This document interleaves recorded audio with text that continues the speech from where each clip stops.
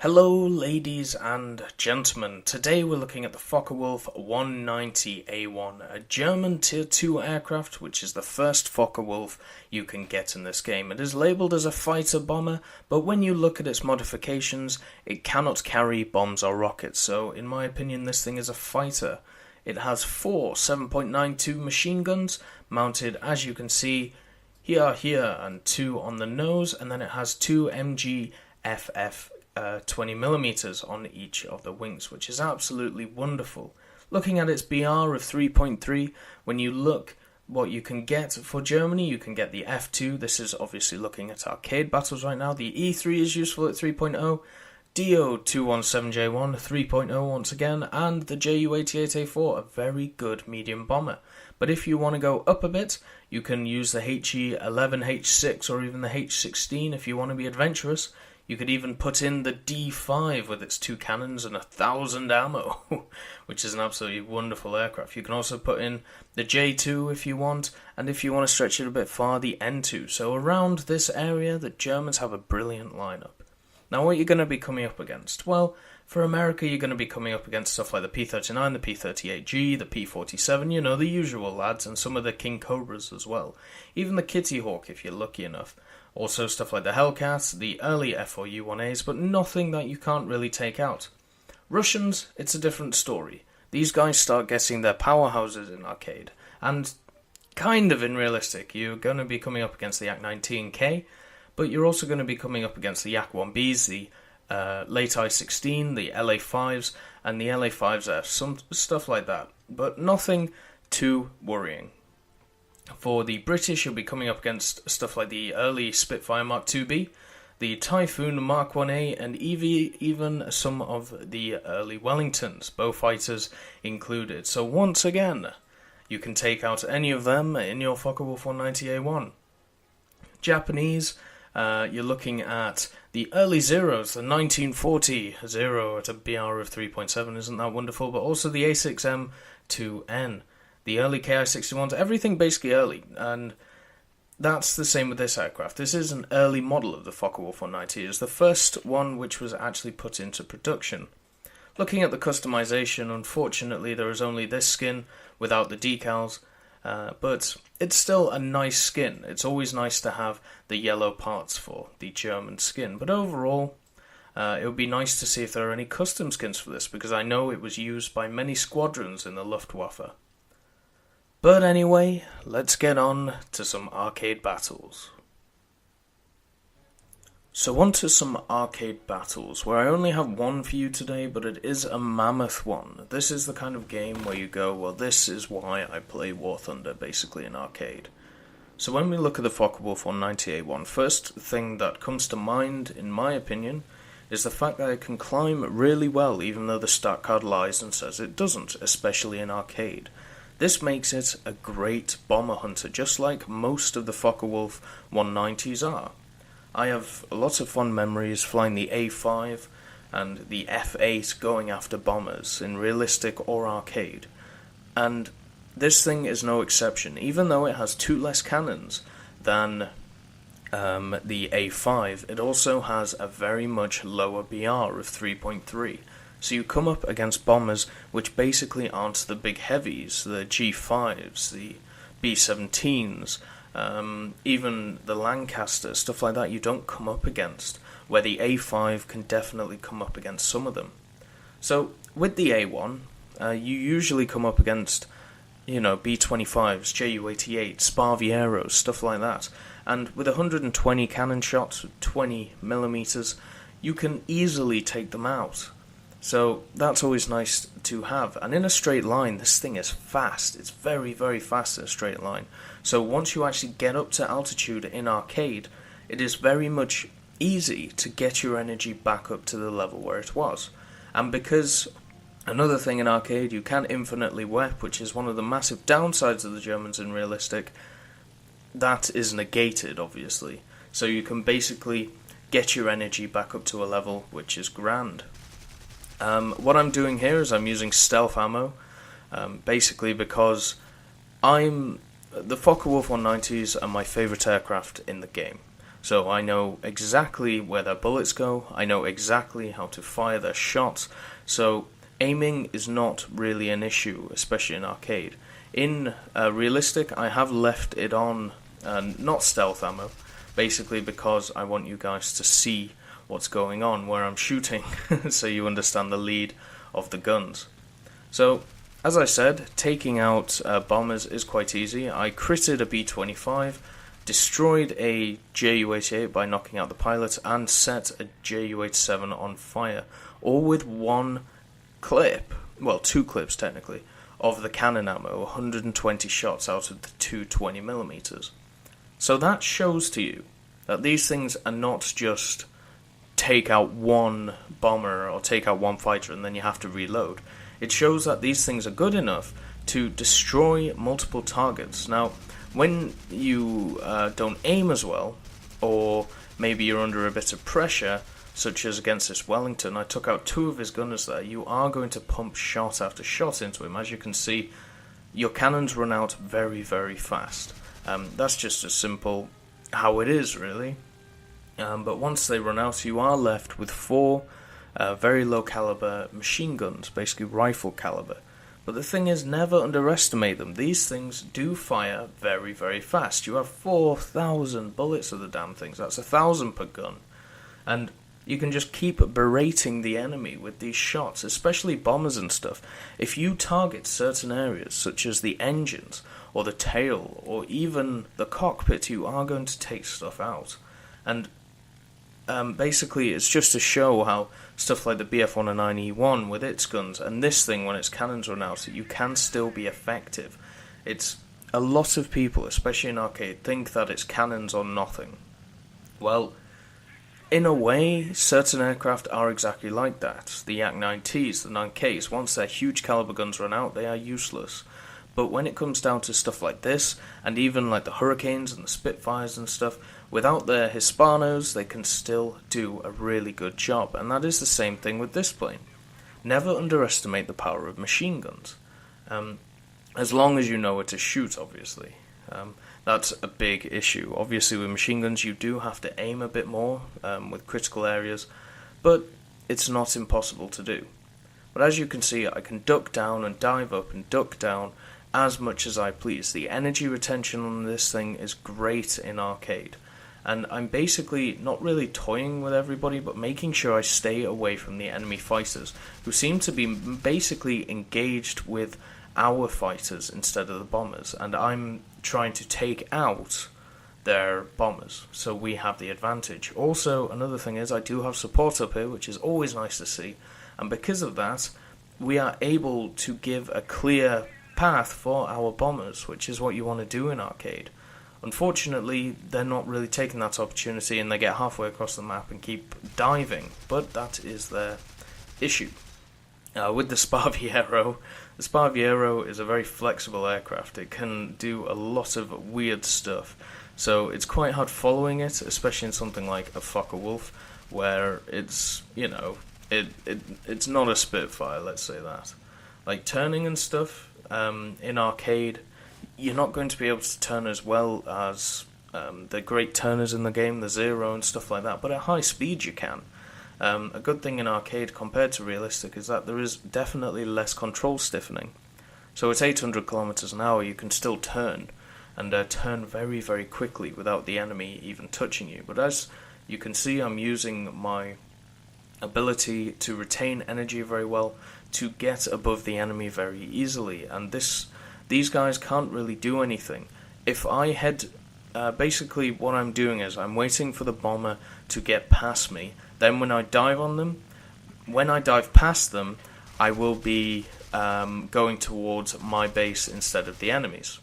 But unfortunately he turns, so instead of going straight to my base, I just go straight up, 90 degrees, and nobody can touch me. The only people who will be able to touch me is if they were up here already, and guess what, the enemy team is fighting over scraps at 100 meters altitude.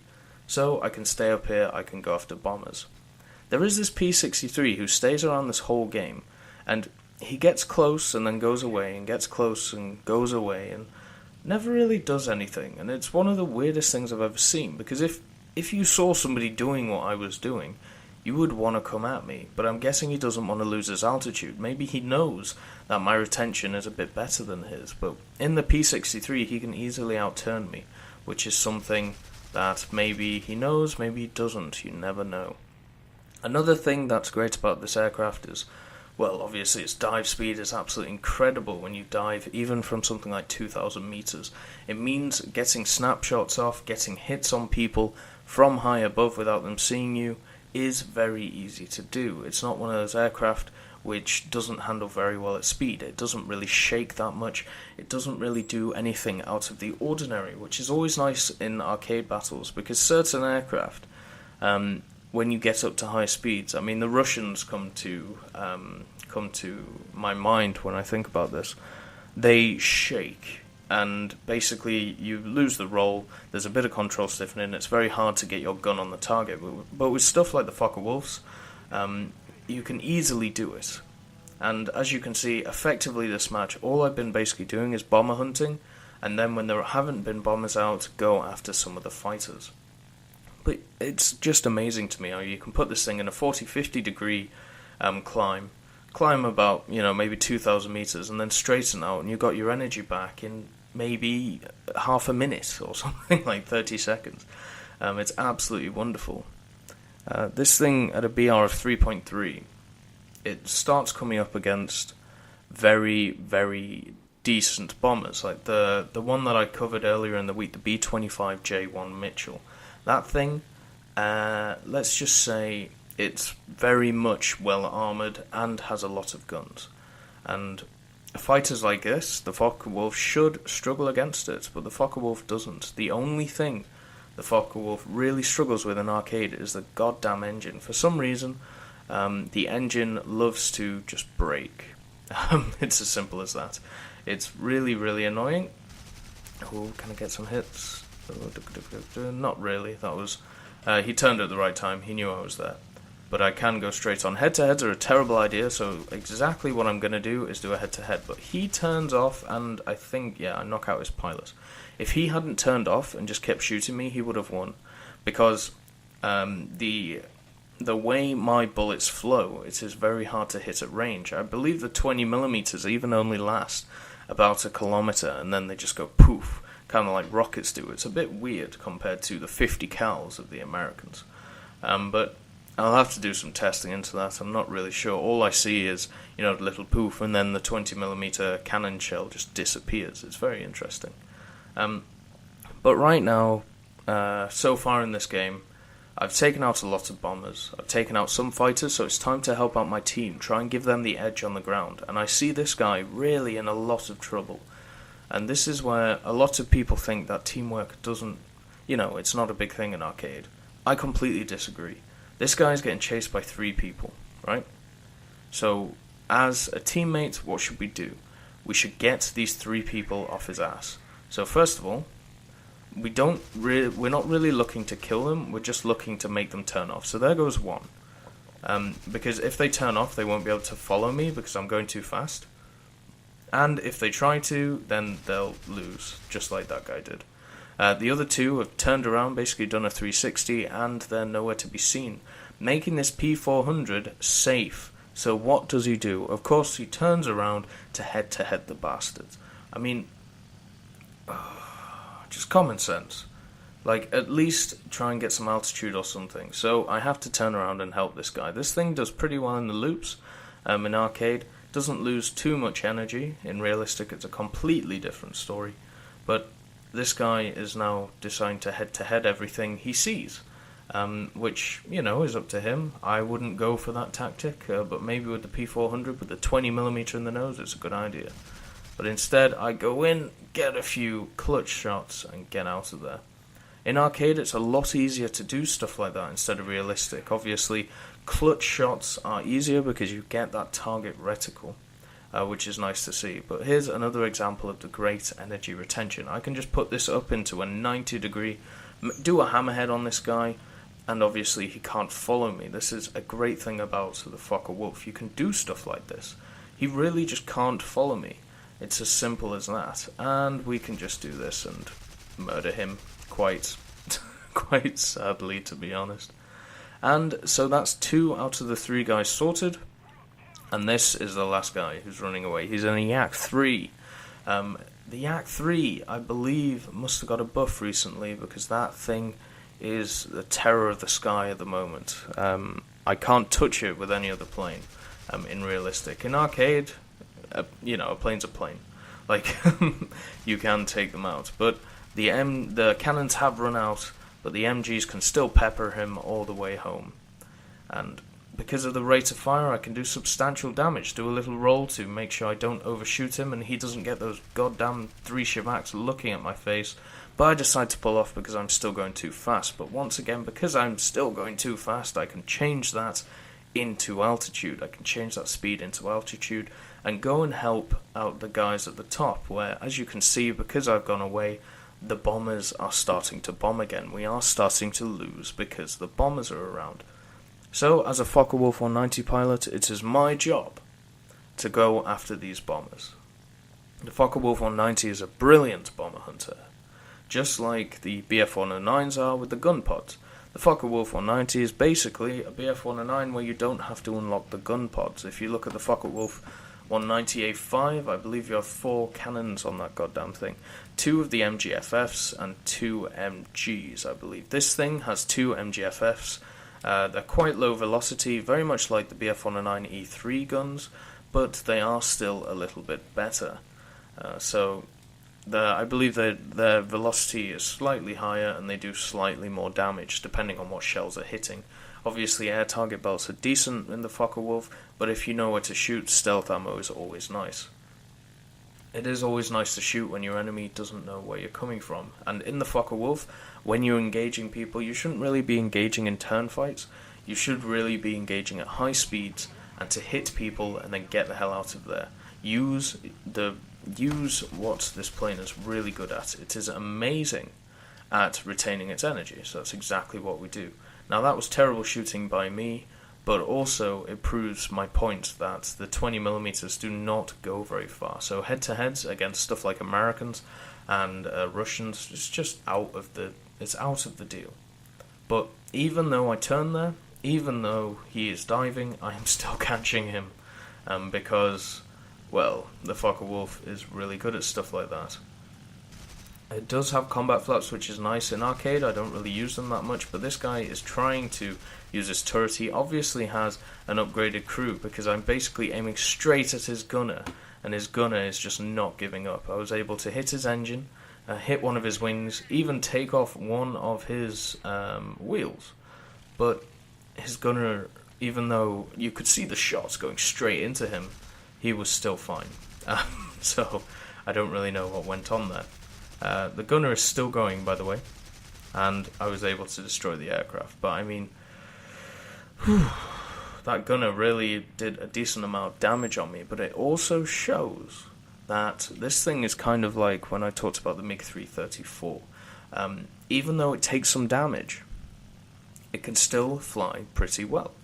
Even with a red wing, I am not over to one side that much compared to some planes that I would be flying. I'm actually still pretty straight, which means that diving and stuff like that is still easy. Obviously, if I'm turning to the right, it will be slower than if I turn to the left, but with the combat flaps, that negates that problem. But as we go forth into this battle, we are actually quite far into it, to be honest, and what we see is the enemy team is actually running out of planes. So instead of concentrating on the fighters, like some of my allies are doing, I'm going to go after the bombers, because we have more planes than them, and if the only way they can basically win this match is if their bombers get to their targets and take them out, because as you can see, we're actually losing on tickets. But if they can't do that, they are going to run out of planes before us, unless they kill us about 3-1, I think I worked out. And through all this time, I still haven't lost an aircraft, so I still have four in the hangar, just waiting to be used in arcade. So, here we go. There are some guys down here. They are below us, which is perfect for the Focke-Wulf. That is exactly where we want them. We want them below us and slow, and that's exactly what they're doing. A way to actually counter the Focke-Wulf would be to actually cut your engine and turn just as he's diving, and then roll over onto his back. And if he tries to turn with you, then he's lost. But if he keeps going, then you still may be able to get a snapshot at him if he's doing it. And that's with a very good Focke-Wulf 190 pilot. With the average one, I'm not really sure. We'll see. If anybody else has some pointers on that. So, here we go, going after the twin engine boys and trying to get some hits, and got decent hits, but definitely not enough criticals to kill this thing. So it's time to turn, and one of our friends takes him out. Now, because there is so little enemies around, I didn't mind staying quite low compared to where I was before. Using my energy to actually get to the enemy base and kind of spawn camp them in a way, even though it's a terrible idea. It negates their bombers basically, and that's exactly what I want to do. So we turn towards them, and even though my engine is overheating, it will never blow up. Another thing that I have to look at is my fuel. I took 20 minutes into this battle. Usually arcade games do not take 20 minutes, so it's usually fine.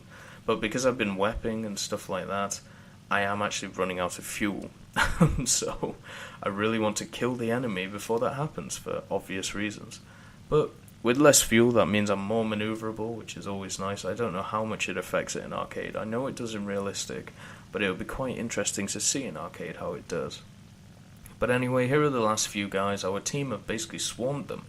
And credit to these guys. This is the P-63 dude who was very high and taking out our bombers for a very long time. I believe he had a backup vehicle or something on that P-63, but well done to him. He fought valiantly. He didn't just leave when he saw his team losing. But, good on him. He had a really good game, I thought. Even though he wasn't top of the leaderboard or anything, I thought he played very, very well. And should not blame himself for his team losing. So, there goes another bomber, which was the second to last guy, and this P-63 dude still fighting on, still fighting valiantly around their base. Now, luckily our allies actually took out all of the AA. This thing, it's not a huge target, but at high speeds, if you get hit by an AA shot, you are going down. It's as simple as that. You're not going to survive too well. This guy is ducking and diving very well. The P-63 can actually outturn the Focke-Wulf, which is why I try and use combat flaps and nearly shoot my ally there, which was a terrible shot. And turn. Can we get guns on him? No, we can't, but the Havoc hits him, which is always good, and takes him out, I believe. Or he just crashes because he just ran. His elevator didn't work properly. But we do win the battle. After all of that, even though the ticket counters are still not at the end of the line.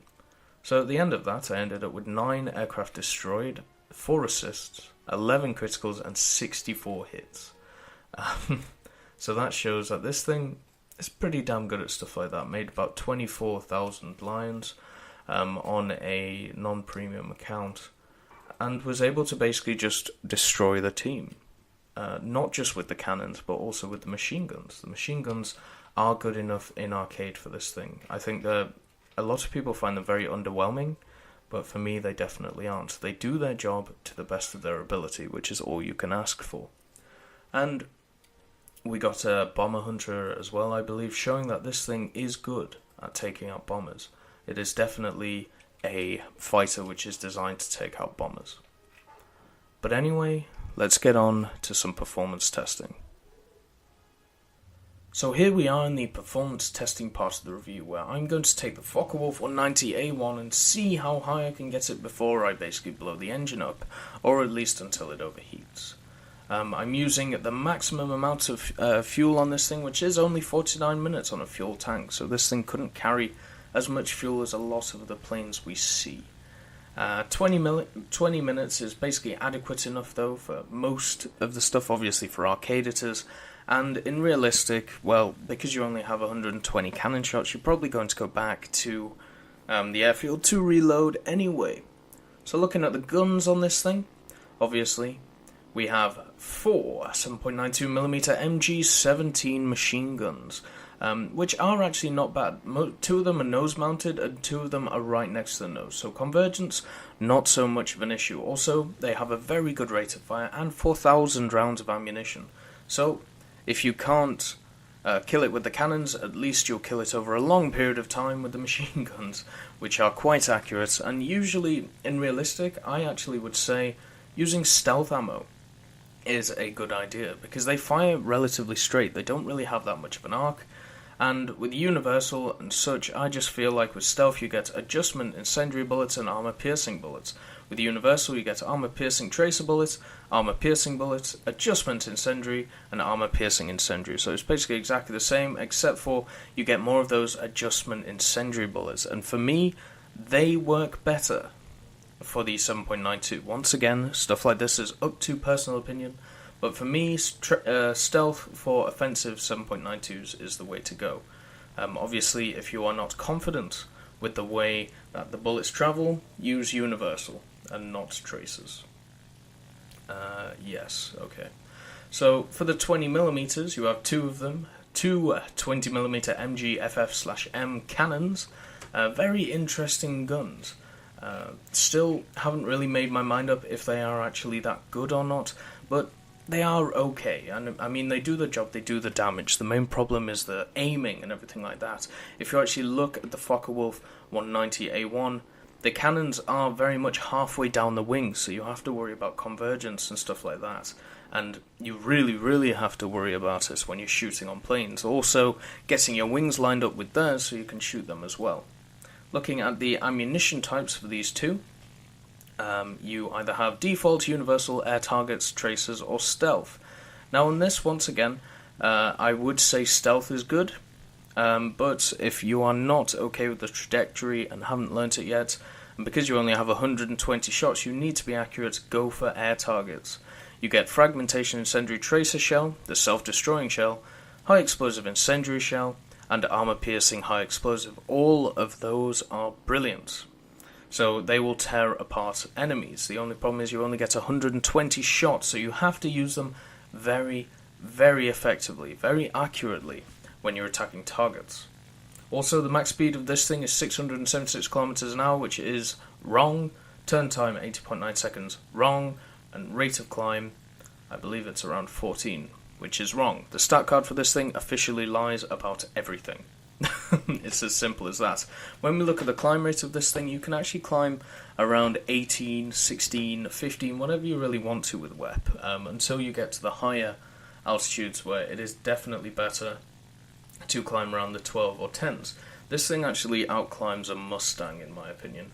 I think it climbs a lot better than a Mustang. The only real problem is that the engine overheats, and when the engine does overheat, it is very, very hard to cool down. It's one thing that is really, really annoying in this thing.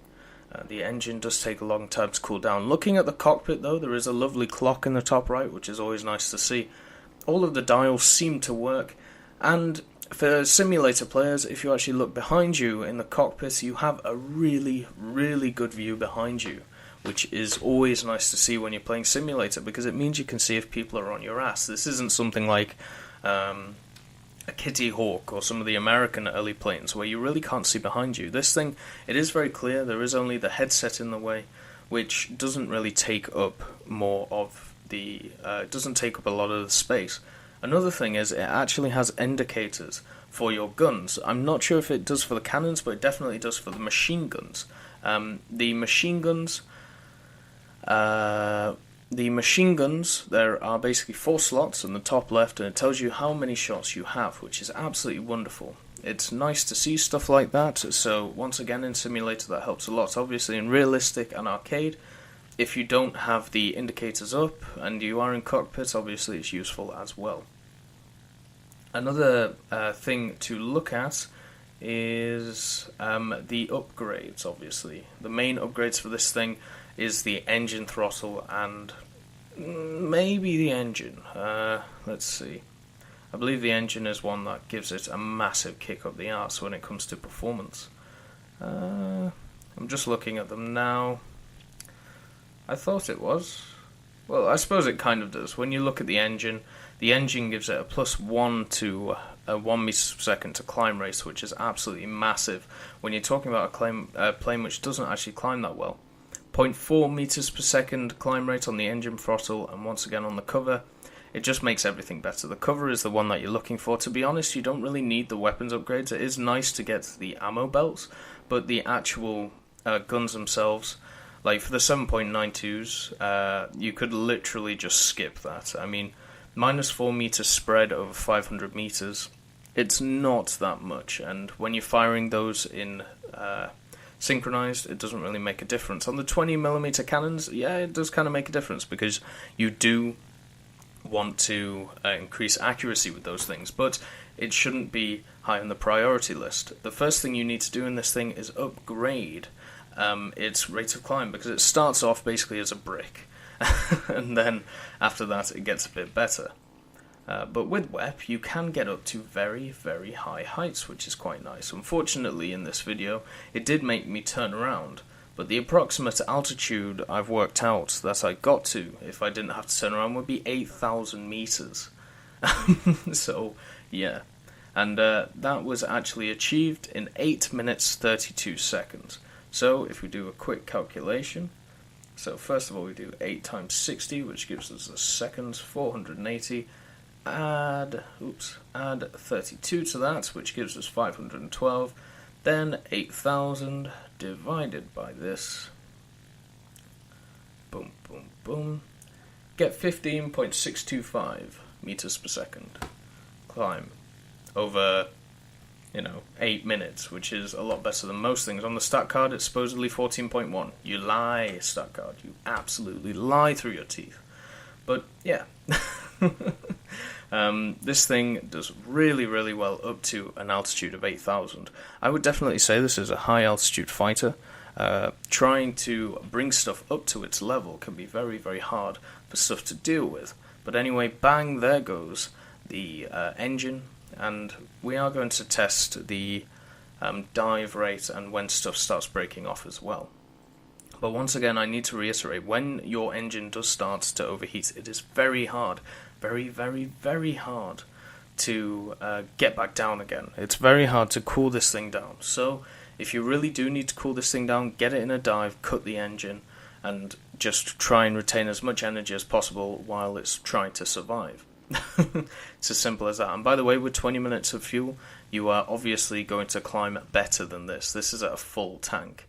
So 15.625 meters per second is pretty good on a full tank. But anyway, this thing breaks its combat flaps at 740 kilometers an hour, higher than its max speed, and its wings break off at 900 kilometers an hour, a lot faster than its max speed. So this thing could maybe compete with the F4U-1A Corsair, if it didn't have a ton of control stiffening, which the F4U-1A Corsair doesn't have. That's the biggest difference. This thing has control stiffening. But anyway, let's get on to some historical fact-finding. So, after doing some historical fact-finding for this plane, I found some quite interesting things. Obviously, the Focke-Wulf 190 A-1 was the first production model of the Focke-Wulf 190. The one before it was the A-0, which was basically kind of a prototype. There's 28 of them made, and it's very much like the A-1, but in the A-1, they basically just tried to improve on the problems that the A-0 had. One of the complaints was that the guns weren't powerful enough. They didn't have enough firepower compared to stuff like the Bf-109E3. So what they did was, on the A-0, I believe there was 6 7.92 machine guns, which isn't great, to be honest. So on the A1, they replaced 2 of them with 2 20mm MGFF cannons. So you had 4 MG17s, which were the 7.92mm machine guns, which all fired in synchronized fashion, and then you had the 2 cannons on the wings, which is what we have in game.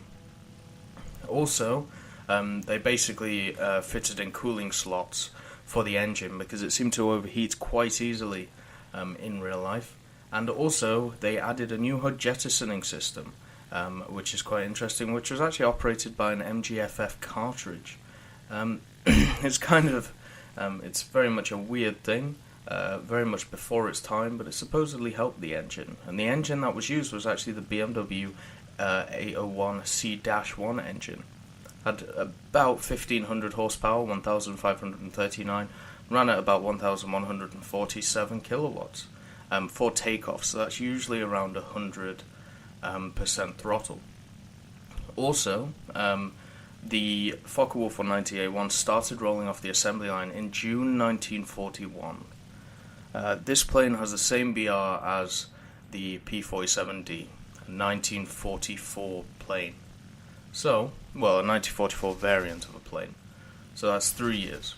This plane started, this was given to troops in June 1941, and the first production of it was between June 1941 and October 1941. And I believe 102 of them were made at the Bremen and Marienburg factories. So that was the first batch, and then another further order of 315 A-1s were made. But the problem was with the Focke-Wulf 190 A-1 is that it had a lot of engine issues, and after about 30 or 40 hours of flight, or even less than that, usually the engine had to be replaced, mainly because down to stuff like overheating and things like that. So that's kind of modelled in game. It does overheat very, very fast, but so do the BF-109, so yeah.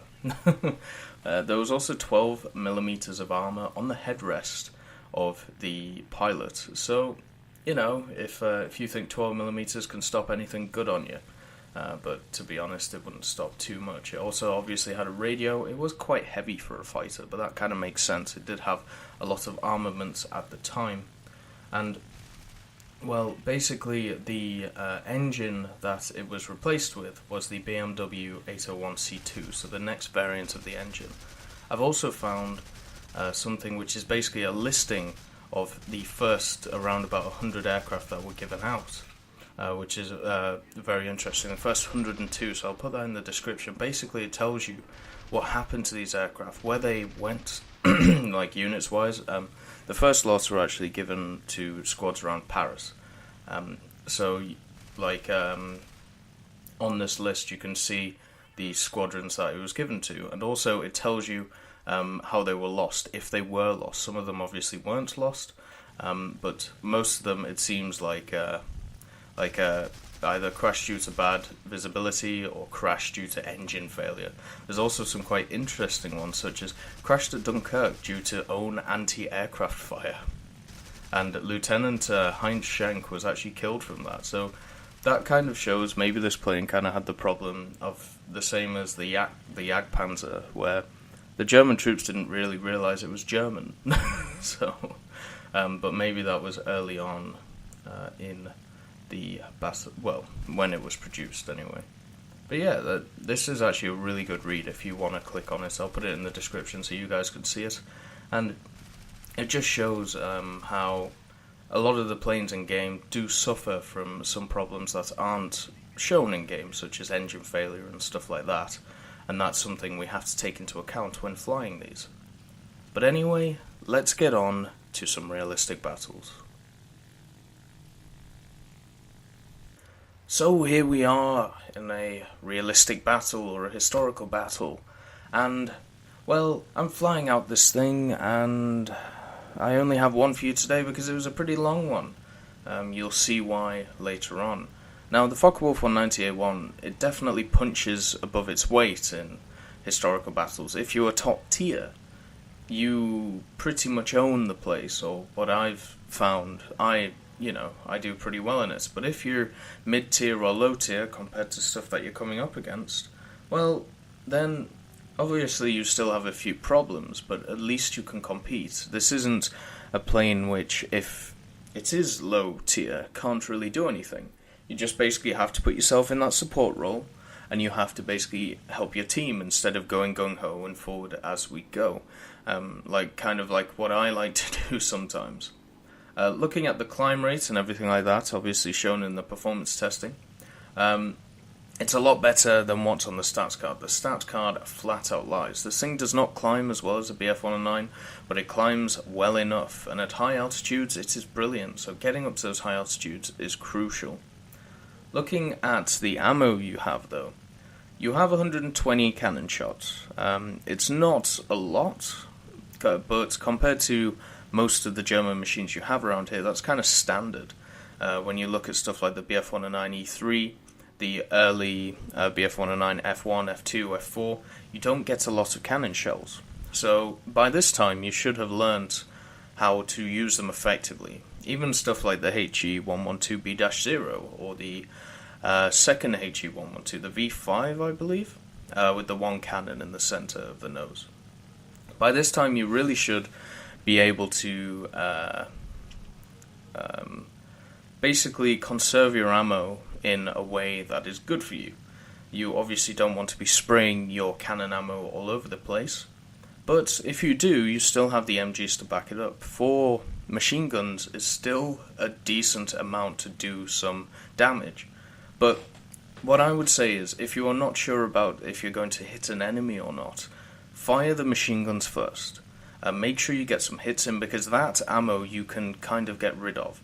Like, that ammo, you have 4,000 rounds. So, if you miss a few, it's not as catastrophic as you do if you fire the cannons. So only fire the cannons if you know you're going to hit. Remember, these cannons aren't the fastest through the air cannons. Their muzzle velocity isn't great. So they do dip a lot, and at about 1k, they just dissipate into the air for some weird reason.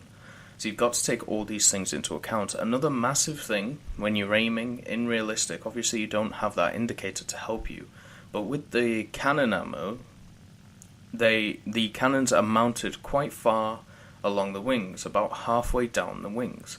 And with that means you have to worry about stuff like convergence, and also something such as you have to have your wings basically the same as the enemies. I know that sounds really weird, but if you're in a turning fight, you have to keep your wings locked onto theirs in a parallel way, because if you fire when you're horizontal and they're vertical, your cannon shots are going to miss unless you are at convergence. So that's another thing you have to take into account, because these cannons are so wide on this machine.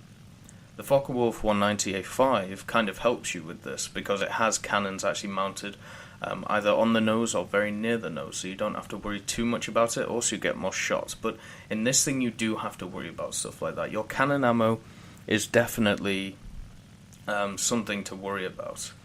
Now, in the context of this game, a BR of 3.3 this plane is, and also on the enemy team I see a lot of squads. That means that we are going to have to execute very, very well as a team to win this battle, and hope that the enemy team makes a few mistakes. When you come up against 3 squads and you really only have 2, and, well, look how far my team is spread out already. I mean, there is quite a few guys around me, but on the other side of the map, such as that ME410, there's some other guys over there who are already rushing towards the enemy. We're not really stuck together. But, it would be nice if we're all together, but if we're not, it's not the hugest of deals. So more than half of their team is made of squads. That means that more than half their team is going to be working together. Or at least 3 out of, the 5 players are going to be working together, and then the other 2 are going to be working together, taking people out. Now that can work out as an advantage or a disadvantage. Basically, if they get too focused on one plane, that means that some of our fighters can come in and help that plane. If one of them provides cover for one of them going after another plane, then we're going to struggle. But I do spot some spots or to the direct south of me. There is actually 4 planes looking at me, but I only see 3 of them right now because one of them is still climbing into the clouds. That ME410 is going to struggle. He is in a position that is not great for him, but he needs to get as close to me as possible. Another thing to take into account is fuel. I usually take 20 minutes of fuel in this thing. I wouldn't recommend taking more unless you're on something like Spain, because, well, your cannon ammunition runs out so fast, you want to reload that ASAP. Also, your engine overheats pretty fast, so you want to get back to base to cool that down. There's a lot of factors that you have to take into account. Like with less fuel, it means that you can climb harder, and the Focke-Wulf's main problem is that you need to be at a good altitude. before you do maneuvers, and before you dive, before you boom and zoom, which this plane is really good at. And also to energy fight. So having that less fuel means that you climb easier and everything like that. Now I'm double backing now because I know all the enemy is over there. So I'm double backing behind my team to make it look like there is more guys here than there are. Because they may see me going this way and my other team going that way, and they may think people are following me or following them. That was my thought process, and it kind of worked because they backed off for a little bit. The only problem is the ME410 and the Focke-Wulf 190 kept going, and that was a real problem. I really wish they had followed me, because then we could have been able to team up on these guys. So, because they haven't followed me, the only way I can beat these guys is in a pincer movement. Try and flank around them, maybe they'll miss me. But the problem is when you're approaching 3 of them, and after looking at the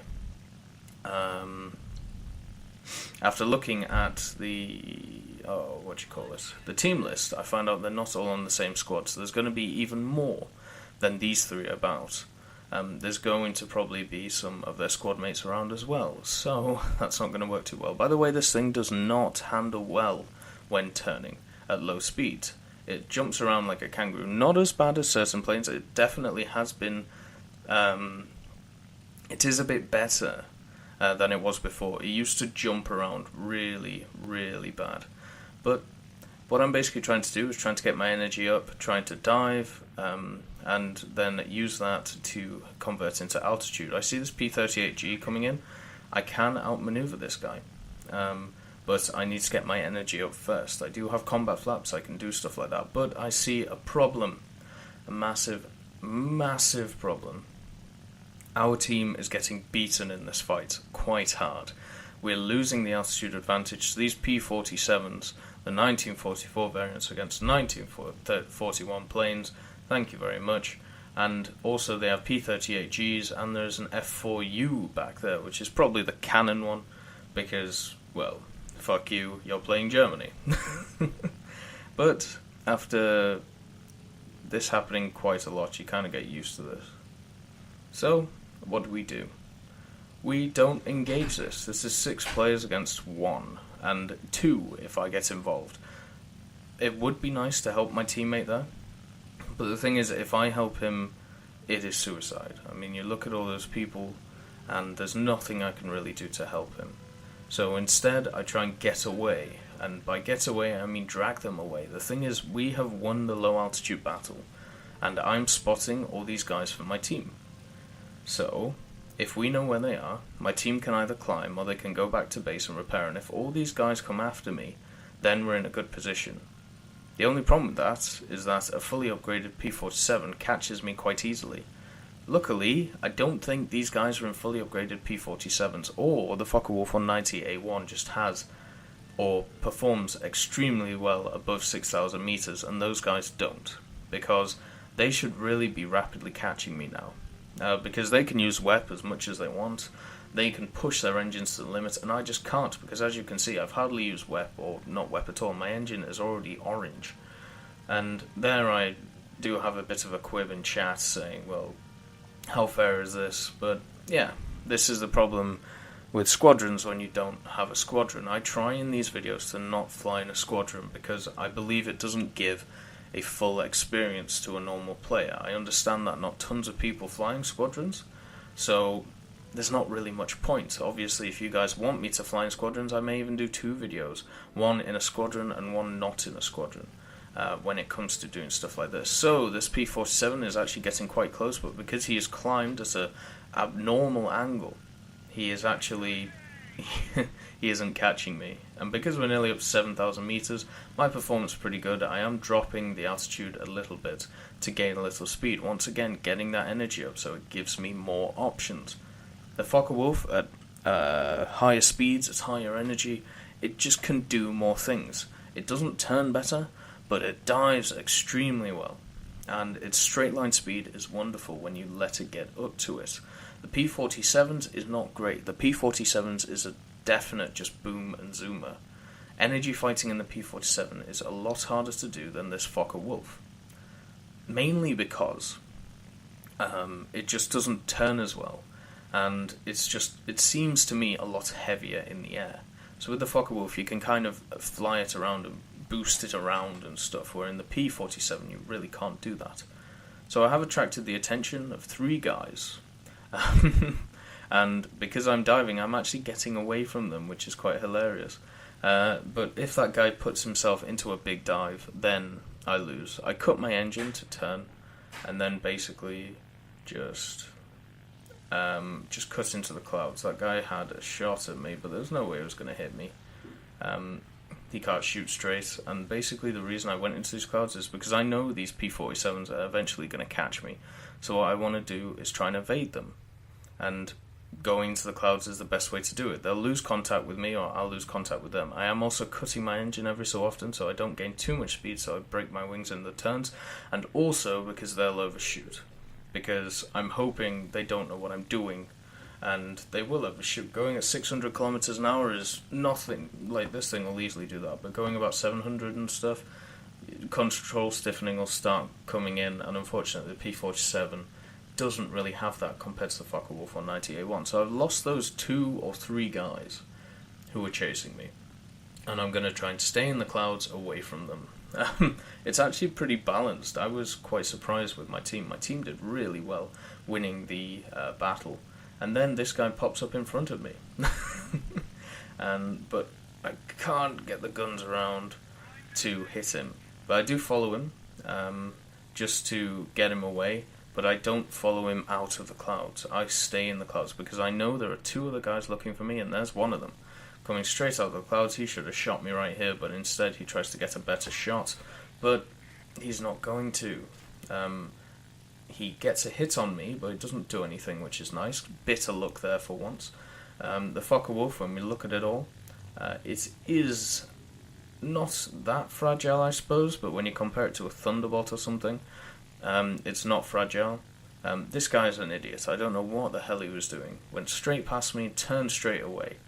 I'm obviously going to be faster than you. What are you doing? Like, really?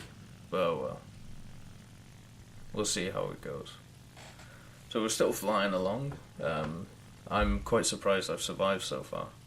But we're still going. 2 P-47s, and I don't know where that P-38G went, and that was a bit of a mistake by me, but look, the guy on my team, who's very valiant, as you can see. He went below me to try and engage these guys. The problem was he was out of cloud cover. They saw him straight away, and they're going after him. So he goes into a head-on, critically damages nobody, and gets killed, but that gives me the opportunity to turn around, use the cannons to the effect, and actually hit that guy's elevator. So his elevator is gone. Somehow the P-47 can still survive without an elevator. I'm wepping here to try and turn away from this P-47, but at higher speeds I believe he outturns me. So I'm basically doing this out of a vein of hoping that one of my allies can get here in time. Because so far all this battle has been a surviving battle. And with one of them with his elevator out, I'm not really too worried about him. If he doesn't go back to the airfield, he's not going to be that combat effective. But this guy, with his combat flaps, is outturning me, and which is really, really annoying because I thought I had the edge in this. So what I do is cut the engine, and even though the elevator on this thing isn't great, it will push you down to the ground. He overshoots by a long way because he was obviously too worried about trying to kill me, and then I just go away. Because he couldn't turn in time and nearly hit the trees. So yeah, stuff like that can happen. It's not actually hard to battle P-47s in this thing, but it's just really, really annoying when you're defensively flying for this long. I've basically been defensively flying for about 10 minutes now, and we have actually got down to ground level, so they can now use that altitude advantage for a much longer time. But my team are egging me on, which is quite nice, and also I'm trying to get them to come over here, because I believe these are the last few guys. And my team actually did really, really well in this battle when dealing with everybody else. But when it came to these guys, I don't know. They seem to be a lot better. The engine did overheat, but now it's back down to normal. And I'm also struggling with fuel, since I only took 20 minutes. But I believe if I'd taken more, these P-47s would have caught me a long, long time ago. And So it kind of balances out. 5 minutes is enough to get back to base if I need to. I'm not going back to base right now because I'm trying to lead these guys away so my team can get over here. I spot that a lot of my team is still refueling, so I've got to somehow make a conscious effort to get towards my base instead of their base, to be honest. So this guy fires rockets. What the hell are you doing? I hit him a few times, he hits my wing, makes it black, but this thing can take a little bit of a pounding and is able to still fly straight. As you can see, I have some physical damage, a black wing, and the flaps are red, but because they are balanced, it means that my plane is still slightly balanced. I can still go in a straight line, but I can't wet that much. That guy has a critted elevator, the guy behind me, I don't know what's going on, but look, the team is coming. That Focke-Wulf is blitzing over here, trying to get over here. Then we have a Dornier trying to get over here. Then there's a few BF-109s in the back who want to join the party. And these, come on, this is basically just surviving right now. My engine has been hit. It is dying, basically. The engine on this thing is not great, but I can get away. And luckily the P-47s turn around because they're like, oh shit, there's a Focke-Wulf coming. So I get a moment of respite, but by a moment I mean like 5 seconds. These guys now want me dead. I've basically lost this match for them because if they hadn't gone after me, they probably would have survived. So the guy following me actually has the critted elevator. That's why he can't really follow me too well. And the other guy, I don't really know what's going on. So the guy with the critted elevator, as you can see, he's doing a lot of rolls to try and keep himself on target. And he's never going to catch me because of that critted elevator. The other guy may be able to catch me. But here comes the Dornier, and there's an ME-410 coming up. P-47's coming along as well to join the party. And as you can see, the team have come to save me, which in War Thunder does not happen a lot. I'm amazed that we actually won this battle at the end of the day. It was brilliant to watch. And even though I didn't do a lot, I still got an assist from critting that guy's elevator, and my team helped me a lot. And the thing is, even though you're against better aircraft in every way, the P-47 is better than this in every way, you can still make a difference. The reason that P-47 was really struggling was because I took off his elevator. Even though he was still able to fly, he was pretty much useless from that point. The Motor 27 RUS, or Russia, was struggling as well, and now my team is getting over to help. Now I try and turn and then realise I have absolutely no fuel, so it's time to get back to base. And this kind of shows that the Focke-Wulf can punch above its weight. It is able to run when it needs to, or it is able to attack when it needs to. It's all about timing, it's all about thinking, it's all about positioning. The clouds obviously helped me out a lot here. A lot of stuff went right, which could have gone wrong in other matches. My team won the low altitude battle, and then that gave me a chance for them to help.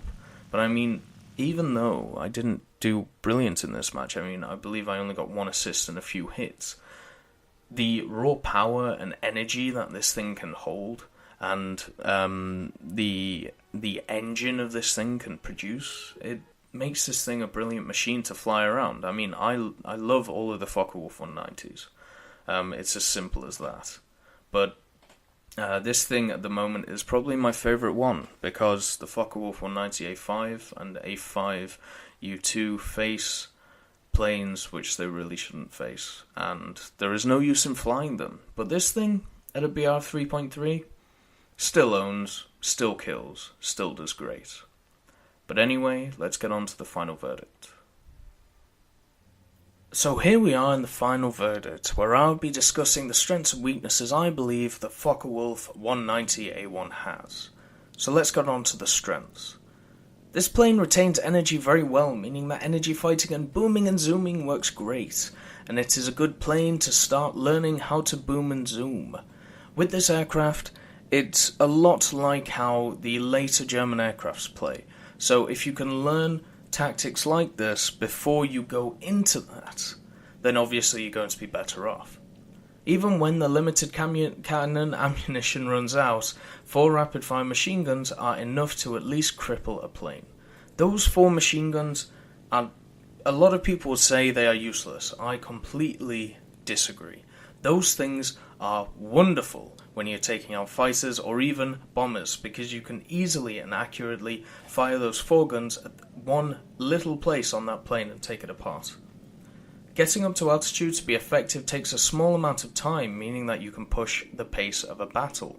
This plane climbs really well, especially with WEP, and getting up to effective combat altitude against other planes is very easy to do because of it. This plane can compete competitively with 1944 model planes. I'm looking at you, P-47. In a straight line, this plane is fast, meaning that you will most of the time start with an energy advantage over your opponent. Being it speed or being it altitude, you should start with an energy advantage, depending on who you are fighting. But anyway, let's get on to the weaknesses of this plane. The engine cannot take a lot of stress, and one hit can make the engine fall apart. This thing you can't wet for long periods of time, because the engine will just break, and it's very hard to get to stop the overheating. And also, it is very fragile when stuff, shoot you. With the limited cannon ammunition, you have to be very accurate, and since these guns are MGFFs, the muzzle velocity is something you have to get used to. This is a problem with a lot of the early German planes, the E3, the HE112B-0, the F-1. You don't have a lot of cannon ammunition, but once you get used to it, it should be alright. But for new players, maybe a struggle getting those guns on target. Getting off the runway takes a long time, so if you're trying to get into the air as fast, you will struggle. If you're in that clutch situation where the enemy's coming to the airfield and you have to get up, then you're going to struggle in this plane. It's not a huge weakness, but it's happened to me a lot of times because I have to go back to reload or refuel, and it's very annoying. If you get caught at low altitude, there is not much you can do. This is a big one. This plane is basically a complete energy fighter, so if you're stuck without energy, it can't really turn, it can't really climb, it can't really do anything. So that is a problem. This plane has an elevator that suffers from kangaroo-itis. What I mean by that is, at low speeds, it tends to jump around with the instructor on, which is not very fun, but that's just how it is. But overall, I am slightly biased, because for me, the Focke-Wulf 190s are my favourite planes to fly in the game, and since this one is slightly new, it took me a while to get round to it, but it is brilliant. At the BR it's at, it does face planes that it really shouldn't face, but the thing is, it is equal to some of them and better than others. This plane is competitive, it is wonderful, and it is fun to fly. And if you need teaching in it, or if you need to learn how to boom and zoom, it's a great aircraft for it. To learn how to use other Focke-Wulfs just like it. It's a good beginner before you get into those late stages where you'll be fighting Bearcats and Mustangs. But anyway, thank you for watching, and have a great day.